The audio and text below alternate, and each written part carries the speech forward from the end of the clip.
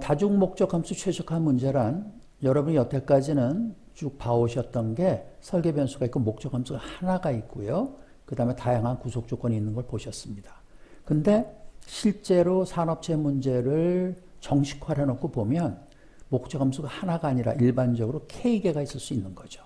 이렇게 목적 함수가 하나가 아니라 여러 개인 문제를 우리가 다중목적 함수 최적화 문제라고 얘기를 합니다. 여러분이 앞에 있던 4-2의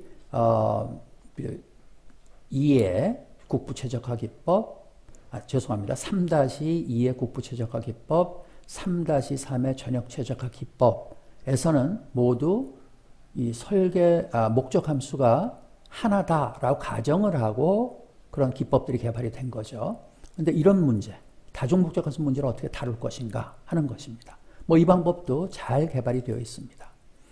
여러분이 이 다중목적 함수 최적화 문제의 경우에 반드시 가지셔야 되는 개념은 다중목적 함수의 최적해가 한 개가 아니라 무수히 많다는 겁니다. 그 최적해 집합을 저희가 파레토 프론트라고 부릅니다. 자, 그걸 이해하시기 위해서 우리가 설계 변수 2개짜리 문제를 보죠. x1, x2가 있습니다. 이거 설계 변수 스페이스입니다. 자, 이게 구속 조건이 있는데 구속 조건을 만족하는 feasible region이 만약에 요 표현된 요 안에가 feasible region이라고 한번 생각을 해보죠. 그 다음에 설명을 위해서 목적 함수가 2개입니다. 그래서 F1에 대한 컨터 플러스 그려봤더니 이렇게 가고 F2에 대한 컨터 플러스 이렇게 가더라는 겁니다. 자, 이제 이와 같은 설계 영역에서 문제를 표현한 거를 목적 함수 영역으로 매핑을 하겠습니다. 매핑은 1대1 매핑을 할 겁니다. 예를 들어서 이 포인트를 이 포인트에서 F1 값을 봤더니 3이고 F2가 4더라. 그럼 여기서 얘가 3이고 4인 점을 찍는 거죠.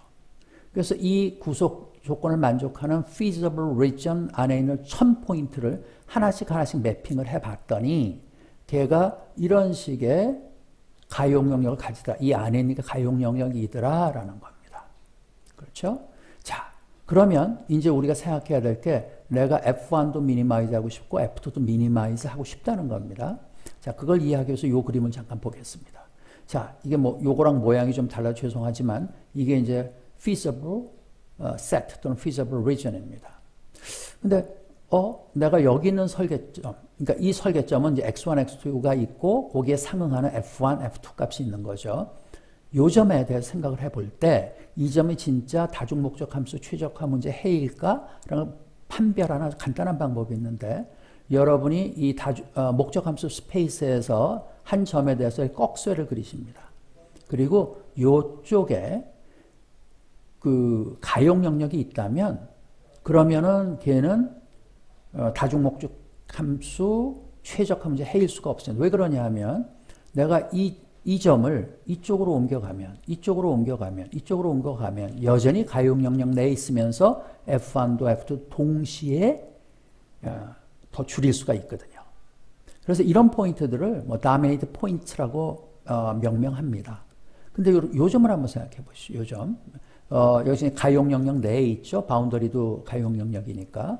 이거 생각해보면 꺽쇠를 그려보니까 이쪽으로는 다시 F1과 F2를 동시에 최소화하는 방향으로는 가용 영역이 없어요.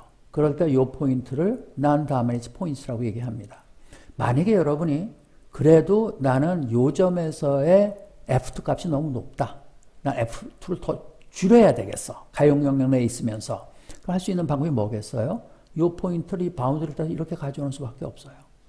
그래서 F2 값이 이걸로 만족스럽다 하면은 가용 영역 내에 있지만 F1값도 커지거든요. 그래서 다중목적 함수 최적화 문제의 최적화는 어떻게 정의되느냐 하면 여기 쓴 것처럼 우리가 하나의 목적 함수 값을 좋게 하기 위해서 개선하기 위해서 다른 목적 함수가 나빠질 수밖에 없는 점, 그게 바로 다중목적 함수의 최적화입니다. 말이 되죠? 내가 둘 다를 미니마이즈 하고 싶은데 하나를 좋게 하나가 나빠질 수밖에 없어요. 그럼 그 점이 바로 둘 다를 동시에 최소화하는 점이 되는 거죠. 근데 그런 점이 한 군데겠어요? 여러분 다시 이쪽 그림을 보시면 여기서 이 점도 꺽쇠를 그리면 가용 영역이 없죠. 모두 마찬가지입니다. 그러니까 여기 있는 이 전체 집합, 이 해의 집합, 이게 다 최적, 한 점 한 점이 다 다중목적 함수 최적해입니다. 그의 집합을 우리가 파레토 세트라고 부르고 파레토 이 그림으로 그렸을 때 이걸 파레토 프론트 또는 파레토 프론티어라고 부릅니다. 그러니까 반드시 가지셔야 되는 개념은 뭡니까? 다중목적 함수 최적화는 무수히 많다는 겁니다. 자, 그럼 구체적으로 보죠. 이 스컬라리제이션 메소드는 어떤 게 있느냐 하면 많이 쓰이는 것은 이 세 가지로 보시면 됩니다. 이 세 가지가 다 피아노에 구현이 되어 있고요. 하나는 weighted sum 메소드입니다. 예, 그러니까 뭐 자세히 좀 이따 말씀드릴게요. weighted sum, global criterion, constraint transformation 같은 게 대표적인 방법이고요. 그 다음에 이건 말씀드린 것처럼 다중 목적함수 최적화 알고리즘으로 개발된 건데 뭐가 multi-objective genetic algorithm, 또 multi-objective evolutionary algorithm, 또 multi-objective particle swarm method 이런 것들이 이제 나와 있는데 다 비슷해요. 네, 이 두 가지 어프로치가 있습니다.